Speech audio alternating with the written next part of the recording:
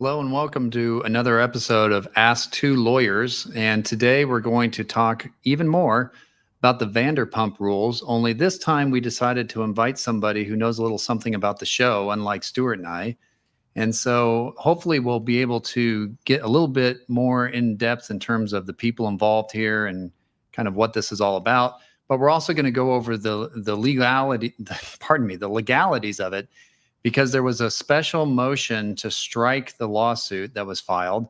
And we want to talk about what that is, what the result of it was, and kind of where we are now in terms of the legal process after that filing. So welcome, Christy. Nice to see you. Thank you. Thank you for having me. This is Christy Eisenbray, one of our paralegals. And Stewart, welcome to Ask Two Lawyers. I'm excited to be here. All right. So we realized, and we fully admitted last week, that we know absolutely nothing about Vanderpump Rules. Neither Stewart nor I watched the show. And so our job in all of this was to just talk about the legalities. So we were talking about Rachel Leviss. I don't even know if I'm saying the name's entirely correct. Rachel Leviss sued Ariana Madix and Thomas Sandoval. So who are these people, Christy? What are we talking about? Well, they're all cast members on the show Vanderpump Rules. Ariana and Tom Sandoval were in a relationship for about 9 years and on the show, which was depicted on the show. And during the end of their relationship, Tom Sandoval and Rachel Leviss began having a secret affair with each other, which ended up being exposed. And and that's why we're here today talking about, and thus the lawsuit is a product of that. And when we were talking about the Christy, had you actually heard about the lawsuit, or when Keith asked you to come on and fill us in on this show, is that when you first learned of this? No, I had heard about the lawsuit. I still follow the show, and I follow people on Instagram and gossip sites and things like that. So I was aware of the lawsuit. Yes. Okay. The lawsuit was kind of a big deal, right? Out in the news media for people who pay attention to it. Definitely. I mean, it followed the whole scandal of it all. It's definitely a part of that. And they called it that on the show, right? They called it Scandival, right? Scandival, yes. Interesting. Okay. And last week when we were looking at the complaint, we noticed that the attorneys for Rachel Leviss, they kind of made allegations that insinuated that maybe Bravo or the production company let this scandal out in order to boost ratings. What are your thoughts on that? Or what's kind of the word on the street in terms of, was this something that was intentionally disclosed, or was it truly unfolded the way that Madix claims? I mean, I think that by all accounts, most people think that it unfolded the way that Ariana Madix claims it did, with Tom's phone falling out of his pocket, I believe, and her picking it up and taking it to the bathroom and having some intuition that something was going on and deciding to look at his phone and finding what she did. Then, I believe that she contacted production shortly thereafter, and they picked up cameras to begin filming. This is their lives. And, we don't know exactly the reasons why she did that, but it would, I would think that, she wanted it to be part of the show and documented as part of the show, Yeah. Yeah. And it certainly was spread far and wide, after that was released. So you also mentioned that you would listen to some of the podcasts. Rachel Leviss has a podcast. Yes, she has a podcast called Rachel Goes Rogue, which she started after this all happened. And I think she, the name speaks to, her deciding to do her own thing and stand up for herself and, kind of go against Bravo. And she feels taken advantage of and led astray by Bravo and silenced by Bravo and the production companies and the cast members. And so this is her, that Rachel Goes Rogue is leaning into that. And the podcast episode I listened to was her interviewing her attorney, Mark Garagos. Okay, well, that sounds interesting. What was the result of that interview? Mainly, they were talking about, the case as much as they could. They also spoke about the fact that at one point, Tom Sandoval had hired Mark Garagos's brother, Matt Garagos, to represent him. He subsequently fired Matt Garagos after, I believe, Matt filed a lawsuit against Ariana, for invasion of privacy, almost like a cross complaint, I guess, against Ariana, invasion of privacy, among other things, for getting into his phone. And Tom came out with a statement saying, that wasn't his intention. The optics of it all, everybody hates him already. And now he's going after Ariana. And so, people were coming down on him left and right. And his statement says something to the effect that he was not aware. He understood it was just legal procedure. He wasn't aware of what was truly happening. And he has thus fired Matt Garagos. Okay, interesting. Because I did notice in the court file the dismissal by Sandoval of his cross complaint. So I didn't understand the nature of that. So that makes a lot of sense now. According to Sandoval's statement on Instagram or something, I think I came across it last week when I was looking at this. He basically says that he had no idea this was a lawsuit, meaning it was a cross complaint. He didn't understand it was a lawsuit, and that Matt Garagos had told him that it was just procedural. It's just something you just do, and it's not that big of a deal. So he said to go ahead and do it. And then when he realized, I'm actually suing Ariana. Whoa, okay, wait a minute. That's not what I'm sorry. Was it Ariana or I'm sorry, Rachel? Then he said, hey, I'm sorry, I didn't mean to sue.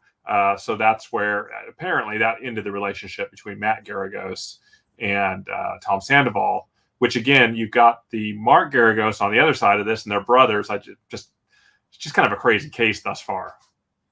Right. And he was suing Ariana. He was cross complaining against Ariana. It was Ariana. Okay. For invasion of privacy. I'm trying to remember the other. Was that for accessing his phone without his permission? Yes. I see. Okay. Right. And I remember, assuming that's just to cover himself, Yeah, and I remember seeing the complaint, but I just briefly looked at it. I didn't look at it in depth. And so now that you're saying this, I'm wondering if it was a verified complaint. Probably not. Doubt it. Yeah, so an unverified complaint means that he wouldn't have to sign it, which means there is some credibility to the idea that maybe the lawyer filed it without. No good lawyer would file a lawsuit without explaining it to his client. But it'd be different if he actually had to sign a verification and then he says, "I didn't know it was a lawsuit." But probably the more realistic idea would be he didn't know it would blow up like that, and the lawyer was probably filing a cross complaint just in the course of what we do as lawyers. That wouldn't be that odd. Exactly. I mean, you're not if you're not a PR person, you wouldn't understand that. So, did you want me to elaborate a little bit more about the podcast with Mark? Oh yeah, absolutely. So the gist of it was that they got into Rachel's reasons for filing the lawsuit, because I know we're all sort of wondering, why isn't she suing Bravo, Evolution? I think there's another production company in there. I can't recall. But it sounds as if there is an NDA and an arbitration clause in there where she's, as you were speaking of on the last episode. And so she's going after Ariana and Tom because she can. And this is her way of standing up for herself. And on a larger scale, there's this whole reality reckoning out there that was started by, I don't know if you've heard of Bethany Frankel from Real Housewives of New York. She's a big business mogul now. She sold her brand Skinny Girl. Anyways, she's always kind of had beef with Bravo, and she's started gathering these, disgruntled reality stars who, have been, felt that they've been wronged by Bravo and or other networks, and, she had Rachel on her own podcast, and Rachel told her story on her podcast, and they're starting this sort of reality reckoning to establish laws that will protect these reality stars who sign up for these shows thinking, okay, I'm just out here sharing my life. And then, unbeknownst to them, production edits things, they can spin things, and they can create stories around these things that can end up, making you look really bad and, end up ruining your life even. So they're trying, I think, Mark was sort of talking about how he's a part of this because he wants to be part of establishing some laws that will protect these reality stars going forward. Interesting. And so it does come down to the fact that by Levis suing Maddox and Sandoval in Superior Court and not suing the others, she could have a public disclosure of her lawsuit, which would not happen with an arbitration clause, especially with an NDA, a non-disclosure agreement. All Right. that's going to be confidential. And so she wanted to get her story out in the public eye. The way you do that is you sue people that you don't have an arbitration clause with. And so that seems to be how this resulted. Yeah, exactly. Interesting. So anything else on the that you can think of that was interesting on the podcast with Mark Geragos? No, that was the gist of it. It was just, her asserting her right to stand up for herself and hopefully lead the way in setting an example for, further precedent that will be protecting reality stars going forward. And maybe get networks and, production companies to think twice before they do this. That they really used and abused Rachel in this instance for ratings. And that's what kind of the allegations are here. Yeah. Okay. And that's what I was picking up on in the complaint is the, they're throwing a lot of allegations and blame towards Bravo, but they weren't a party. So I guess that's the backstory of that. That would make sense why they were doing that. So that brings us now to the special motion to strike that was filed. We call that an anti-SLAPP motion. And Stewart, maybe you can kind of walk us through just what is an anti-SLAPP and why was, just generally speaking, why would you file something like this? Well, many people file it to harm another person. I'll give you an example. Donald Trump, being a builder before he was a politician and the president, if he was building a sky-rise building and you had, a little neighbor next door, a little neighbor that made $40,000 a year, didn't have much money, and that neighbor filed a lawsuit to stop Donald Trump's project from going forward, then that neighbor that has limited resources. And so what Donald Trump used to do back in the day is they would just file lawsuits back at this person, even though they were not meritorious, they didn't have any facts to support them. And they would just do it to, basically bury the very poor neighbor in comparison to Donald Trump and his big project. And so some laws were put in place that I think had a very good idea. And that is, look, if you're going to file one of these suits, there is a motion that can be brought immediately, an anti-SLAPP motion. You don't have to go on with the lawsuit. You don't, because lawsuits can go for a long time. And the whole idea there is you don't want that little itty bitty neighbor having to bankrupt themselves because they brought a lawsuit against Donald Trump. And then he hits them back really hard with just a mountain of lawsuits. Well, that's not fair. So the safety valve is that a lawyer for the little neighbor can go in with a motion and say, these are not meritorious. We want them tossed out, and a judge can stop it. The problem is that anti-SLAPP statutes spread around the country, and I think they're in probably half of the states. As they've spread around, now they've been applied to other areas of the law, including probate law. And, how do anti-SLAPP statutes come into probate law? Well, they do, and they're there. But essentially what the anti-SLAPP statute in California says is you have a right to file this lawsuit if you can overcome two hurdles. If you can't overcome those two hurdles, then the anti-SLAPP is granted, the case is over, and significantly, attorney's fees of the person who filed the anti-SLAPP motion, the little neighbor, those have to be paid by the defendant because they want a little bit of teeth in the statute to make sure that we're protecting the little guy. These kind of laws are supposed to protect the little guy. The problem is now little guys are suing each other and using these anti-SLAPP mechanisms. And essentially what it is the first thing you have to show is that the activity that's being complained of is protected by a constitutional right of free speech. Did somebody have a right to say something, and just because you didn't like it, you file a lawsuit against them? Okay, we're not going to allow that type of behavior because you could really hurt somebody mercilessly who simply you have a disagreement with, or they said something that insulted you. And everybody's got a right to, exercise their right to free speech. That doesn't come up that often in our practice, but the second prong does. And that is, can the plaintiff, can the big developer like Donald Trump, can they establish that they have a reasonable probability of prevailing at the time of trial? That's the second prong. And think how difficult this is. No discovery has been taken. All we have is a lawsuit and usually another lawsuit in response to that lawsuit. No discovery, no depositions, no interrogatories, no documents being exchanged. And you're being put to the test. If you're that big developer, you're being put to the test saying you filed this lawsuit. You have to not only show that we're not infringing on someone's right to free speech, you also have to show that you have a reasonable probability of prevailing at the time of trial.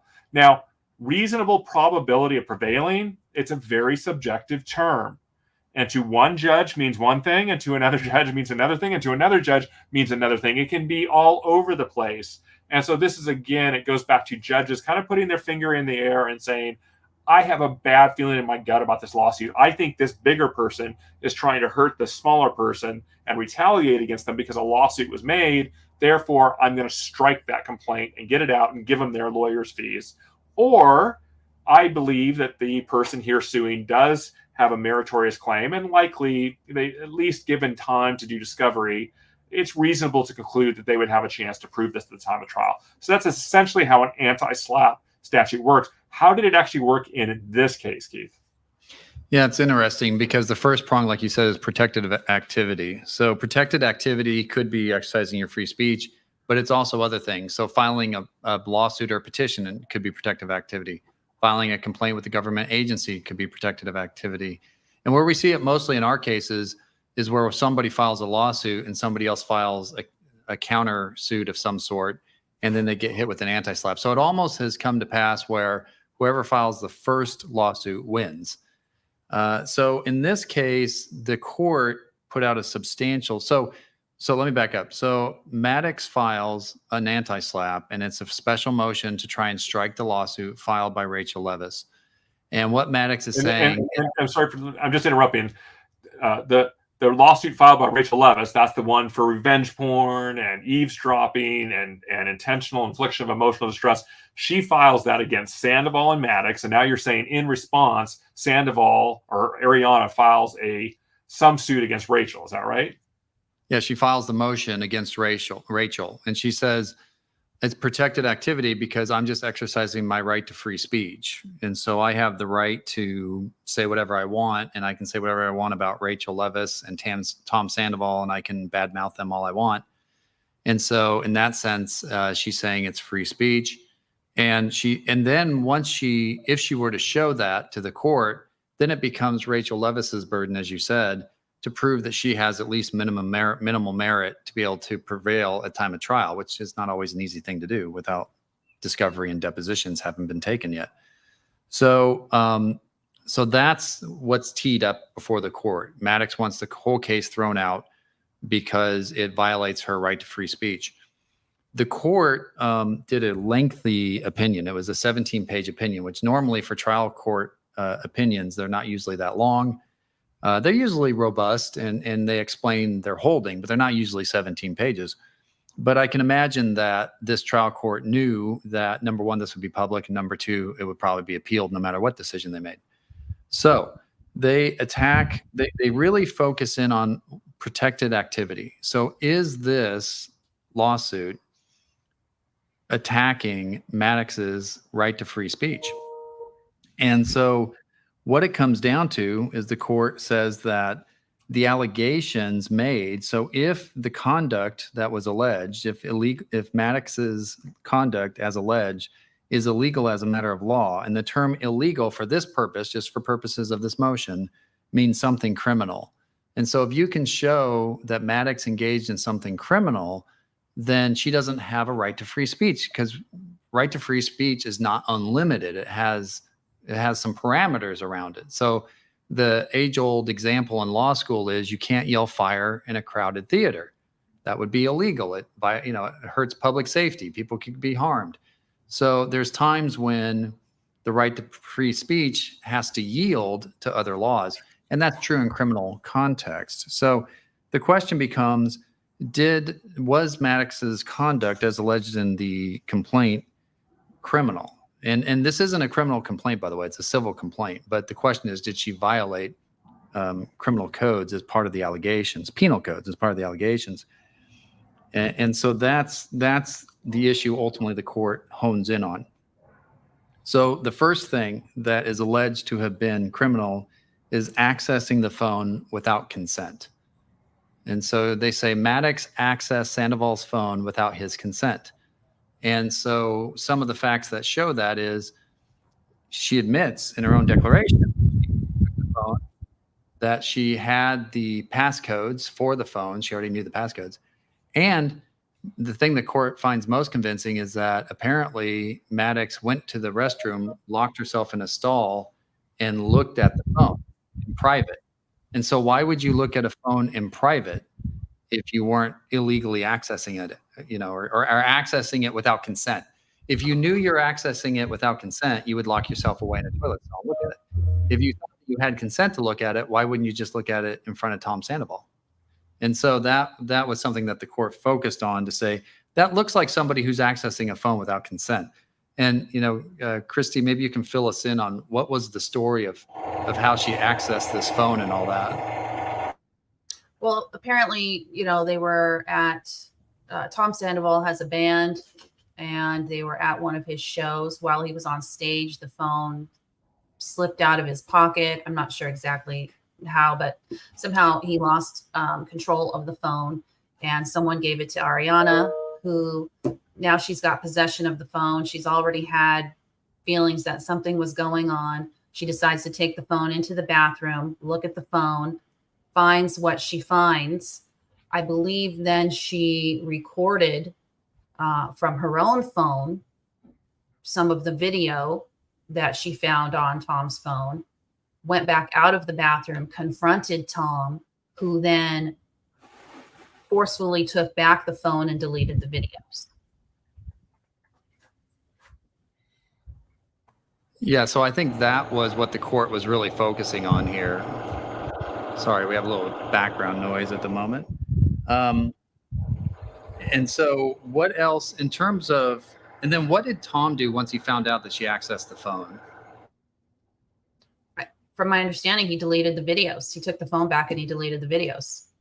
Christy, was there also a point where the producers, got the cameras rolling again, and apparently they went over to Tom's apartment, and again, that's where Rachel confronted him again? Do you know anything about that?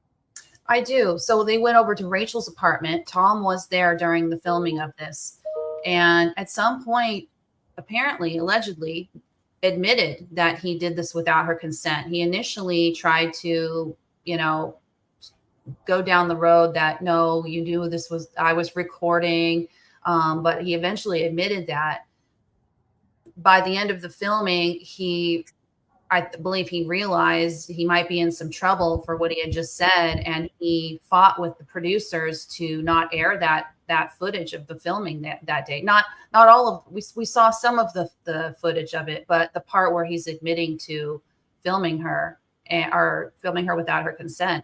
And apparently the producers acquiesced and they took that out of there. And so that scene doesn't show him admitting to any of that. And it really just shows them as more of a united front, if anything. Right. Yeah, and she's upset about that, and I'm sure her lawyers will be getting those raw, unedited tapes to discovery, assuming they exist. We have a comment from Galaxy S, and maybe you can give us some insight into this, Christy. She says, or Galaxy S says, Ariana sent Rachel a video from Ariana's phone, and Ariana certainly didn't steal the illegal video to help Rachel.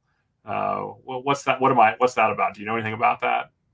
I do. I believe when she found the video, I don't know if it was after she took it, took the video from her phone and took video of it from Tom's phone. But I believe she sent Rachel a text with the video and basically said, "You're dead to me." And that was, that was letting Rachel know, I know what's up. Okay. Right.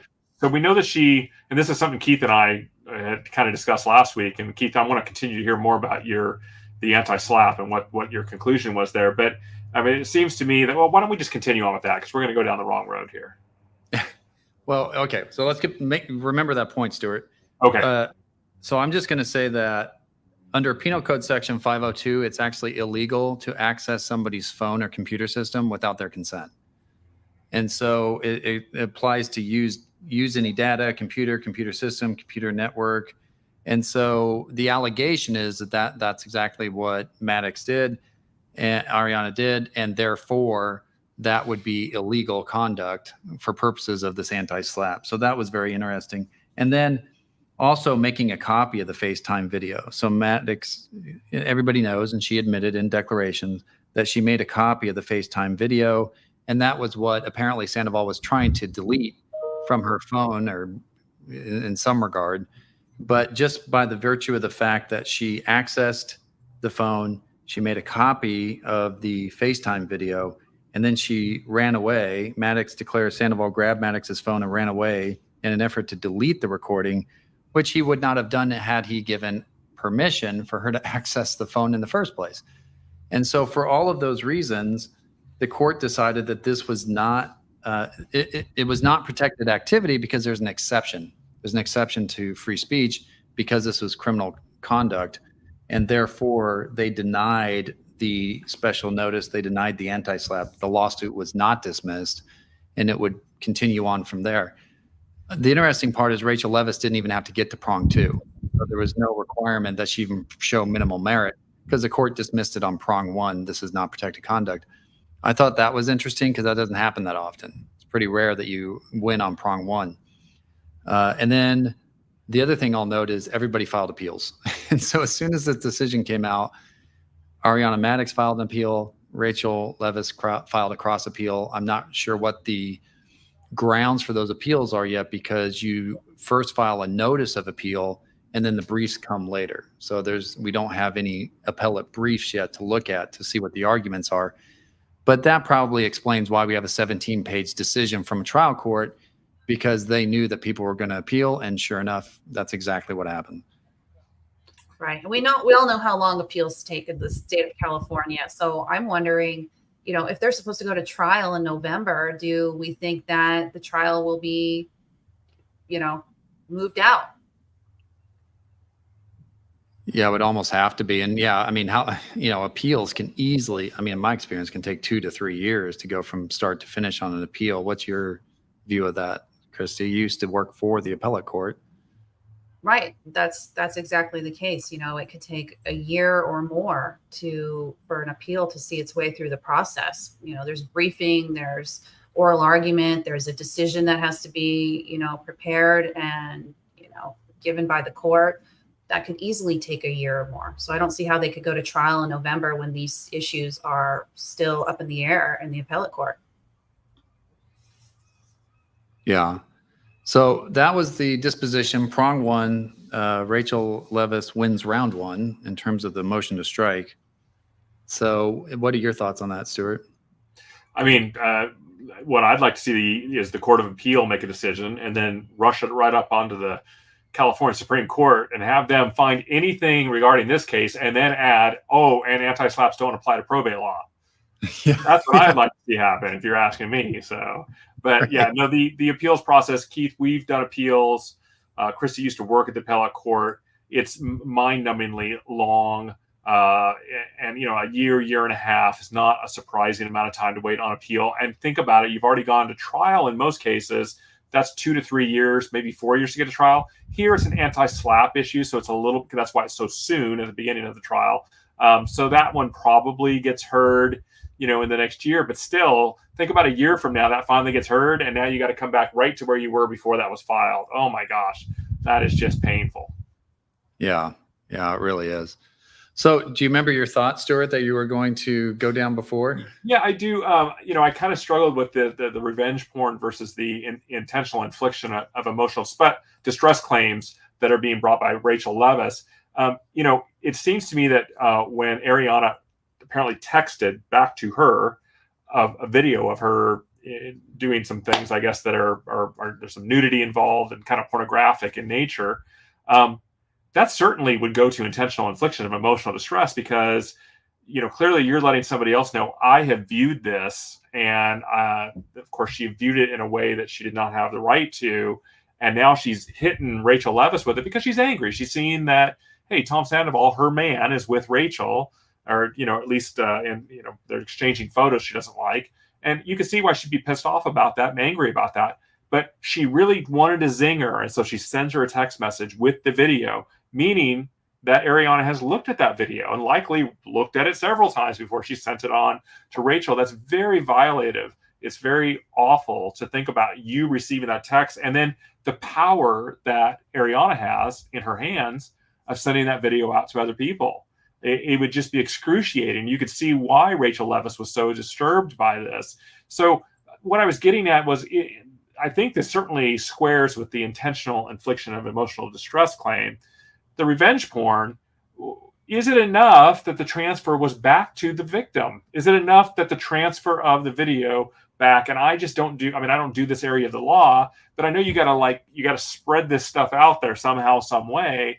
And I wonder, just the fact that you knew it would traumatize the person who it was sent to, even though they're in the video, that's a transfer of private materials to someone else, even though it's the person in the video. And I just don't know the answer to that question.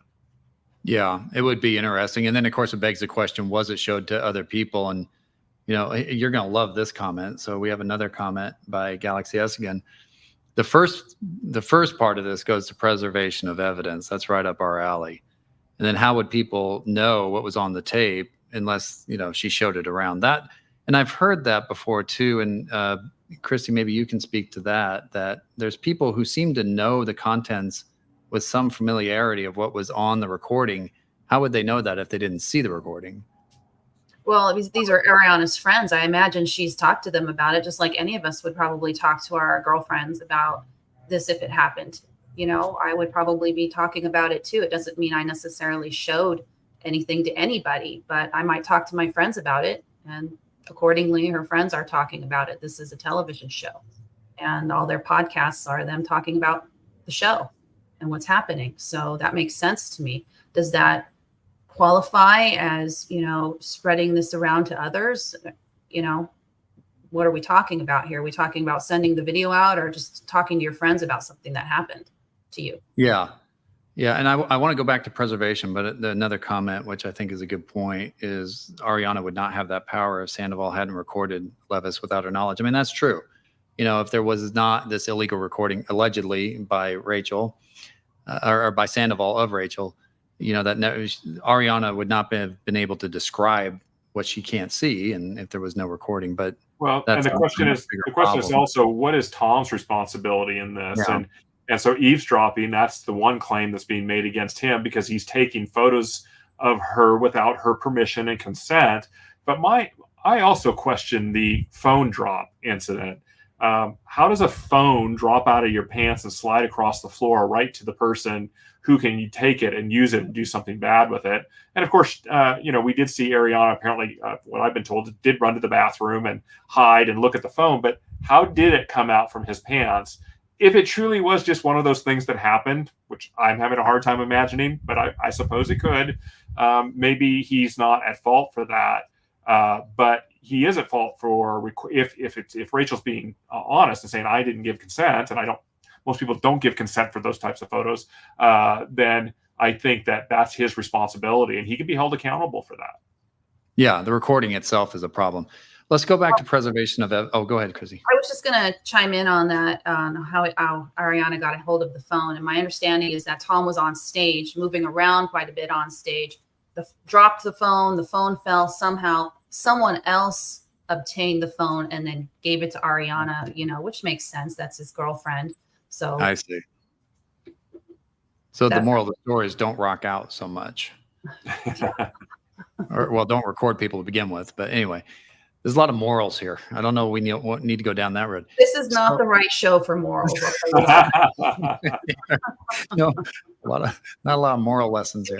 If you only knew, I could give you quite a bit of background of this show. This is I won't say this isn't the worst of it, but there's quite a few other stories I could tell you about this show. So yeah, definitely. I can imagine. The highest Let's go back. ethics and morals level. I want to go back to preservation of evidence. So the question was, will Tom and Ariana, will they have to preserve their phones? What's the issue there, Stewart?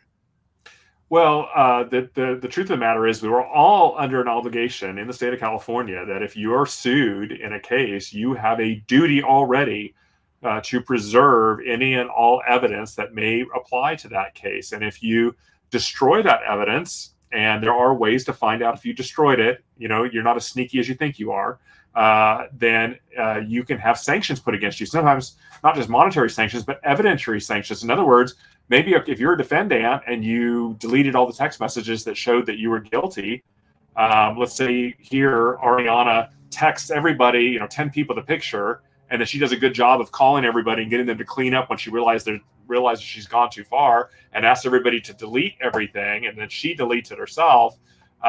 There could be evidentiary sanctions to the extent that a court could strike her answer, strike her ability to even respond to the lawsuit that's been filed by Rachel Leviss, and there simply would be a finding of damages against her. So that's something that could, and I'm not saying that happened in this case, but that's essentially the issue with preservation of evidence. So what we lawyers do, though, is we like to put the other lawyers and sometimes if somebody's not represented, individuals on notice that you're not to be deleting this stuff. And so we send out preservation letters. Some people think, I can destroy stuff up to the preservation letter getting there. No, do not destroy evidence. Or you're going to have to answer for it in front of a judge. And if a judge thinks that you were being malicious, trying to hide something from the other side, it can be punitive the way the court can punish you for that type of behavior. Yeah, it's the old saying that the cover-up's worse than the crime, right? So preservation of evidence is a big, big deal. And when parties are found to have destroyed evidence, courts do not look kindly on that at all. And there's some severe sanctions for that. But we do have a preservation of evidence letter that we send out. We make sure that everybody's on notice of that, even though they're already under a duty to do it. And obviously, we take it very seriously with our own clients and make sure that they understand that as well. So I guess to your point, Christy, Tanaka says there's no professional code of conduct. Yeah, that's probably a true statement. So we're getting some really nice comments today. I appreciate everybody participating. So yeah, I mean, this goes back to, possession is the crime. And I think that's the whole problem for Tom Sandoval in this case is he illegally recorded something and then he possessed it. And ultimately that's going to be, kind of what he's going to be held liable for. And we'll have to see kind of where that goes and if that ultimately goes to a jury or if they settle it before trial. It seems like obviously right now with everything, everybody's very entrenched. This case is going up on appeal. It's hard to imagine a case like this ever settling prior to going to trial, but you never know. Christy, have you ever, it sounds like you watch some of these reality TV shows, or at least you watch this one. Have you ever seen one where people actually come out of it good? And it seems like these all of these just go down the drain at some point, don't they? Yes and no. Some people really, use the shows for good and they use them to build their businesses and make a name for themselves and end up rising to fame because of it. Even Ariana, she's gone on from this whole scandal. She ended up on Dancing with the Stars. She's starring on Broadway. She's received numerous sponsorships. Things aren't too bad. Other than this lawsuit, which is pretty terrible, but other than that, I think she's sort of ended up benefiting quite a bit from it. And in addition to the other cast members as well. The other cast members have even made merch and things based off of this whole scandal thing. And they've made money off of this as well. So not only on this show, but yes, I've seen on other shows, people have done very well, parlaying their fame, in good ways, but, bad behavior always shows itself, especially if you're on a reality show. Yeah, sure. Well, and that's what sells too. People sitting around and playing kumbaya with one another, that, nobody wants to watch that. They want to watch something edgy. So I would not be good on a reality show. That'd be canceled real quick. There's a question. Is there a heat? This is by Natasha Trash. is there a heat of the moment allowance, or I think what Natasha's saying, exception to Ariana's part? In other words, she was so shocked when she saw this video that she just acted, she didn't have her sanity about her and just, sent it out to various people. Keith, is there a heat of the moment allowance for somebody in this type of case? I mean, there's a couple of ways that could play out. So first of all, your point earlier, Stewart, that if all Ariana did was send this to Rachel, is that really illegal? You're just sending it back to the person who it is. I'm not sure, if that's really going to win the day. But if she has showed it to other people, that'd be different. In terms of, there's no legal exception for heat of the moment, but it's certainly something a jury could consider. And that's why we have juries. And so one of the pitches that the defense could do is say, look, this was somebody who was acting out of emotion and passion and was very upset, and she did this thing, but it wasn't a knowing breach. She didn't knowingly try to disseminate this. She was just very upset. And a jury that's listening to this case could let Maddox off the hook on that basis and say, well, that makes sense. We're not going to hold her liable because she was an emotional and all that. That's one of the benefits of the jury system, I think, is that it kind of safeguards issues like that. And ultimately, if this goes to trial, a jury will have to decide, was this truly an intentional act? Was this something that happened in the heat of passion, and so we're not going to hold her liable? Or are we going to hold her liable, but not for a huge amount because it was in the heat of passion? So maybe she has to pay something, but not something big. There's any number of ways that could play out. So that's what comes to my mind, Stuart. What do you think? I think that it's a fairness issue. I think that juries and judges tend to hear a story, and even though judges become kind of immune to the emotional side of stories as the years go by, as they're on the bench, they're still people too, and they understand that there are moments that we act out in a way that we wish we hadn't, based upon the stimuli or environment around us that kind of triggered us. And I would say that if, I don't know anything about these people, but if Ariana truly was in a relationship with Tom Sandoval for 9 years, it sounds like, and they were, intimate and close and, shared secrets and loved each other. If you came across a video or a photo even of things that just looked wrong to you and really hurt your feelings, you might say, sorry, I've got somebody here keeping other dogs away from me today. I'm going to have to pass it back to you, Keith. No, that's okay. I just wanted to add a little bit to that. I think the key here is going to be whether or not it's determined that Ariana only sent that video to Rachel and had it herself, or did she share it with many others? And, that's yet to be seen. We have to find that out. I don't know if they're going to be checking the phones. And I know that's her story as of right now, is that she did not share it with anyone else. And so I could see that being a key factor, especially with a jury. She took that video and she sent it to Rachel and Rachel only, and she didn't share it with anyone else. And it can't be proven that she shared it with anyone else. Well, then that's a big difference than if she turned around and she sent that to 10 other people. Yeah, absolutely. That's a huge difference, because that is the difference between acting out in emotion and in a moment versus being intentional and trying to disseminate it to destroy somebody. Two very different factors. Yeah. So yeah, I agree. Well, that's what we have on Vanderpump Rules. It's going to be very interesting. We'll certainly be monitoring this case as it goes through appeal. It does take a number of months for the appellate briefs to finally be filed. It could be 6 months. It could be 10 months. But we'll come back and give regular updates as we get more information. It'll also be interesting, Christy, to your point, to see whether or not, I don't think the trial is going to go forward in November, but it's with the appeals pending. But we'll have to see kind of what happens there as well. There's a lot of issues, a lot of sticky issues in this case, so it'll be interesting to watch it go through the process. Definitely. Do you have any other thoughts, Stuart? No, I'm looking forward to watching how the case progresses. And as we go along, Christy, I'll probably be bending your ear a little bit to figure out who these people are and how they relate to one another in the show. Definitely. I'm happy to oblige. I'll stay on top of it. And I'm super happy to have you join us today. Thanks for being willing to do that. Thank you for having me. All right. Well, thank you everybody for joining, and we will see you next week for another episode of Ask Two Lawyers.